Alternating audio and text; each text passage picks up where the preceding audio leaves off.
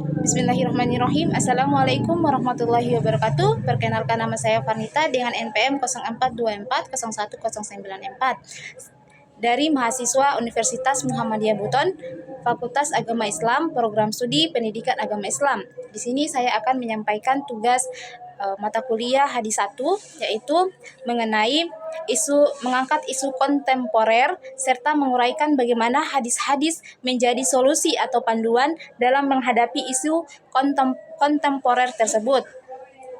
Adapun judul yang saya angkat yaitu pembunuhan yang terjadi di Desa Nambo, Kecamatan Lasalimu pada saat acara joget pesta kampung. Motif pelaku yaitu dendam dengan korban karena beberapa pelaku pernah dianiaya korban. Waktu kejadian Sabtu 27 Desember 2025 pukul 23.45 WITA. Kasus pembunuhan berencana dengan motif dendam akibat penganiayaan di masa lalu merupakan fenomena sosial dan hukum yang kompleks. Meskipun rasa sakit akibat dianiaya adalah nyata, Islam memberikan batasan ketat agar keadilan tidak berubah menjadi kezaliman yang baru. Dalam kasus dendam, seseorang mungkin merasa berhak membalas, namun Islam melarang tindakan balasan melebihi kadar gangguan yang diterima. Apabila jika balasan tersebut adalah pembunuhan atas dasar penganiayaan, membunuh sebagai bentuk balas dendam atas penganiayaan yang tidak menyebabkan kematian adalah bentuk melampaui batas yang dilarang agama, seperti yang tercantum dalam sabda Rasulullah SAW, la darara wa la dirara, yang artinya tidak boleh membahayakan orang lain dan tidak boleh membalas bahaya orang lain melebihi bahaya yang diberikannya. Kaidah yang dapat kita ambil dari hadis ini yaitu dalam Islam kita dilarang mencelakai seseorang. Kemudian menghadapi penganiayaan adalah dengan upaya melawan kemungkaran, namun harus dilakukan dengan cara yang benar sebagaimana yang telah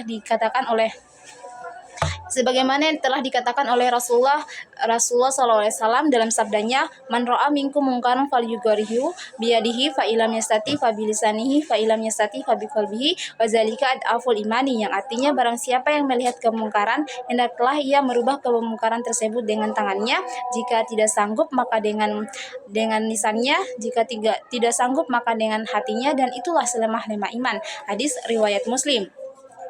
Dari hadis tersebut, merubah kemungkaran dengan tangan artinya bagi warga sipil berarti melaporkan kepada pihak berwajib atau mencegah kekerasan secara langsung.